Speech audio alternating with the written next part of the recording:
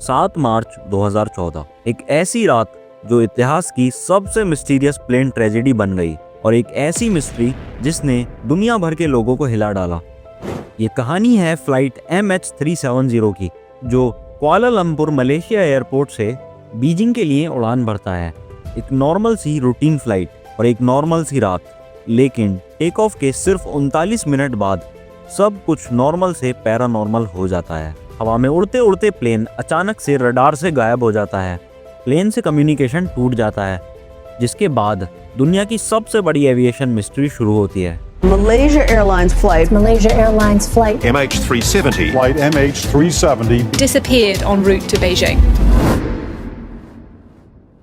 Plane में 239 लोग बैठे थे, जिसमें 227 पैसेंजर्स थे और 12 क्रू मेंबर्स थे। मोस्टली चाइना के लोग थे, लेकिन कुछ मलेशियंस, ऑस्ट्रेलियंस, इंडियंस और यूरोपियंस भी थे।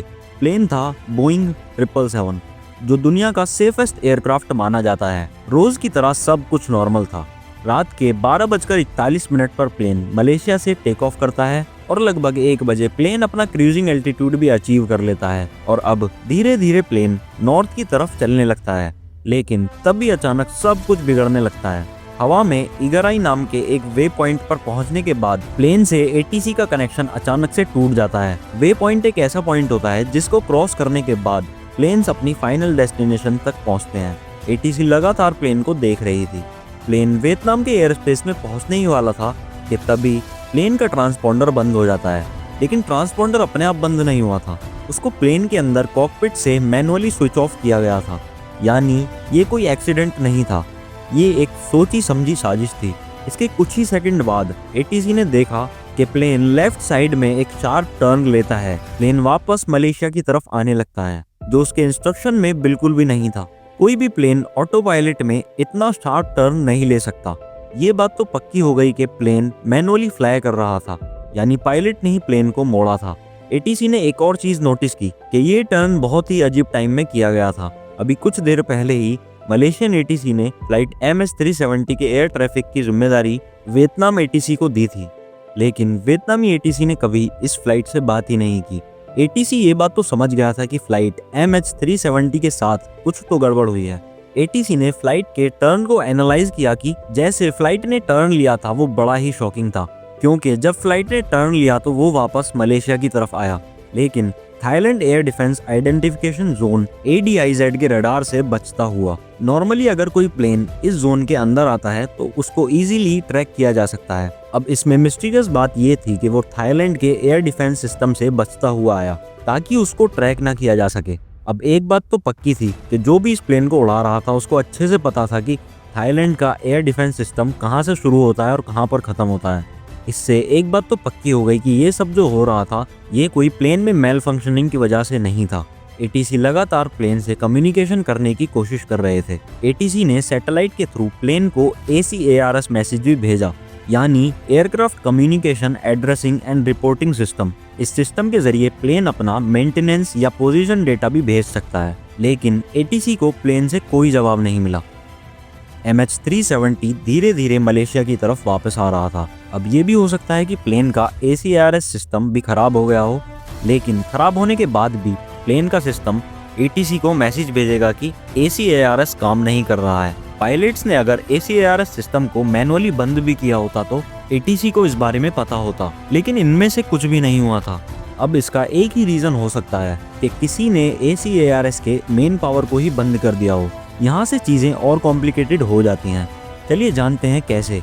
देखो, MH370 के ACARS सिस्टम के पावर को कट ऑफ करना इतना आसान नहीं था। प्लेन में 4 जनरेटर्स लगे हुए थे और इनमें से कोई भी जनरेटर ACARS को इजीली पावर दे सकता है, और अगर चारों जनरेटर्स भी फेल हो जाते हैं तो प्लेन में लगा APU यानी ऑक्सिलरी पावर यूनिट प्लेन के ACARS सिस्टम को ऑटोमेटिकली पावर देना शुरू कर देगा।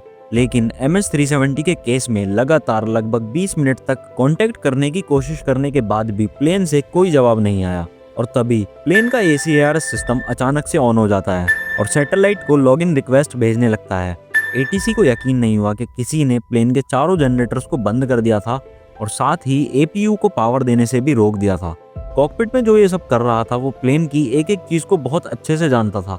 इस सब के कुछ देर बाद प्लेन MH370 पूरी तरह से गायब हो जाता है। हर एक चीज इस बात की तरफ इशारा दे रही थी कि फ्लाइट MH370 के साथ कोई एक्सीडेंट नहीं हुआ था, बल्कि ये सब एक सोची समझी साजिश थी। लेकिन फिर इसके बाद क्या हुआ? इस सब के बाद दुनिया में हड़कंप मच गया कि प्लेन हवा में कैसे गायब हो सकता है। News tonight, a Malaysia Airlines flight. Malaysia Airlines flight MH370. Flight MH370 disappeared en route to Beijing. 70, we are ready, requesting flight number 310 to Beijing. Malaysia 370. Flight MH370 ended in the southern Indian Ocean. हजारों theory सामने आने लगी। कुछ कहने लगे कि plane को political leverage के लिए हाईजैक किया गया है। वहीं कुछ का कहना था कि पायलट्स ने जानबूझकर सुसाइड किया और प्लेन को ले जाके पानी में डुबा दिया। और एक थ्योरी तो बहुत फेमस है जिसमें कहा गया कि MH370 इंडियन ओशियन में डिएगो गार्सिया बेस के करीब आ गया था, इसलिए प्लेन को शूट डाउन कर दिया गया और बड़े इंटरनेशनल स्कैंडल से बचने के लिए सच को जानबूझकर छुपा दिया गया। अब ग्राउंड रिपोर्ट्स के मुताबिक MH370 की खोज अगले ही दिन 8 मार्च 2014 को शुरू कर दी गई थी और ये सर्च ऑपरेशन अगले 3 सालों तक चलता रहा। फाइनली 3 सालों तक ढूंढने के बाद जनवरी 2017 में इस ऑपरेशन को बंद कर दिया गया। उस वक्त 2 प्लेन के टुकड़े मिले थे जो शायद MH370 के थे। ये दोनों पार्ट्स साउथ अफ्रीका और मॉरिटस रॉजर्स आइलैंड पर मिले थे। सर्च ऑपरेशन खत्म होने के बाद भी प्लेन के करीब 30 पीसीज और मिले थे और ये पीसीज अफ्रीका, मेडागास्कर और आसपास के टाउन्स में ही मिल रहे थे। लेकिन प्लेन की एग्जैक्ट लोकेशन कि वो कहाँ डूबा था, कहाँ क्रैश हुआ था, इसके बारे में अब ओशियन इन्फिनिटी नाम की कंपनी रिसर्च कर रही है। मलेशियन एयरलाइंस फ्लाइट MH370 अब तक दुनिया की सबसे बड़ी एविएशन मिस्ट्री है। क्या कभी कुछ सामने आएगा या ये राज हमेशा के लिए अंधेरे में खोया रहेगा? आपका क्या मानना है? क्या आप इनमें से किसी थ्योरी को सच मानते हैं? कमेंट्स में ज़रूर बताना। मिलते हैं एक और मज़ेदार वीडियो के साथ।